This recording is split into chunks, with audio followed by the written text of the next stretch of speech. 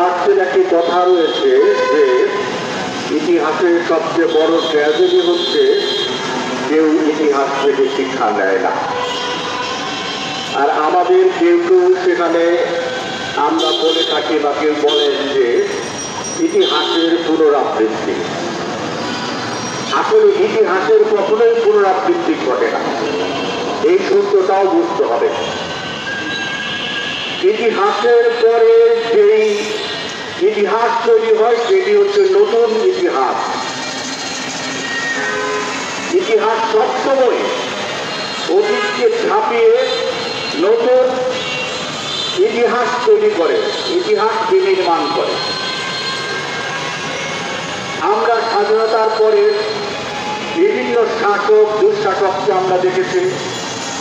আমরা দীর্ঘদিন বলেছি যে এর সাত স্বৈর শাসনের শাসকের এই দুঃশাসনের কথা, কিন্তু শেখ হাসিনা এর সাথে ছাড়িয়ে গেছেন।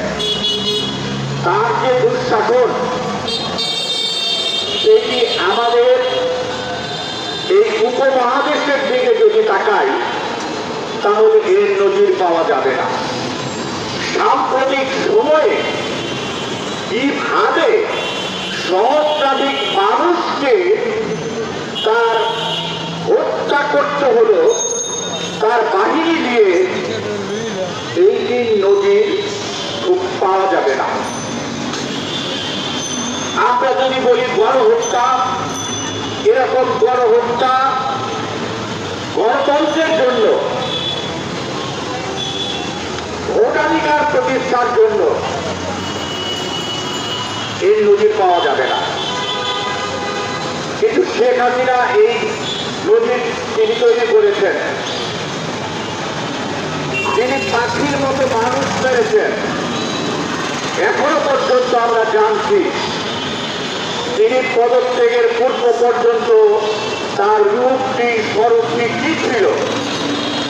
তিনি বিভিন্ন বাহিনীর সাথে, তিন বাহিনীর সাথে, আইবিটির সাথে কিভাবে ব্যবহার করেছেন, তিনি তার ছেলে কি বলেছেন, এই বিষয়গুলো এখনো আমরা জানছি। কত নৃশংস নিষ্ঠুর হতে হয় তিনি তা দেখিয়েছেন, কিন্তু তারপরেও তার শেষ রক্ষা হয় নাই। আমরা স্পষ্টভাবে যেটি বলতে চাই সেটি হচ্ছে এই যে দুঃশাসকের পরিবর্তন ঘটলেই দেশে সুশাসন প্রতিষ্ঠা হবে, এটি মনে করার কোনো কারণ নেই এবং আমরা তা মনে করি না।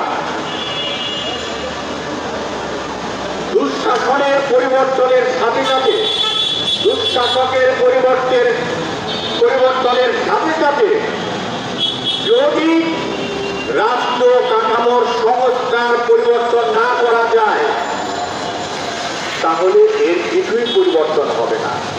আজকে আমরা বলছি যে এই সরকারের পতনের পরে বিএনপির বিভিন্ন লোকজন বিভিন্ন হাট মাঠ বাজার সমস্ত কিছু দখল করা শুরু করেছে, পরিবহন দখল করা শুরু করেছে। কেন হচ্ছে?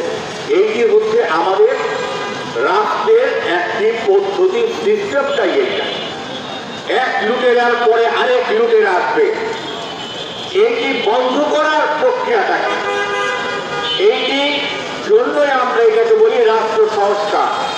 রাষ্ট্র সংস্কার মানে নাকি এই শেখ হাসিনা 15 বছরে আমাদের দেশের যে প্রতিষ্ঠানগুলো সরকারি এবং ইনস্টিটিউটগুলো রয়েছে সমস্ত কিছু ধ্বংস করেছে।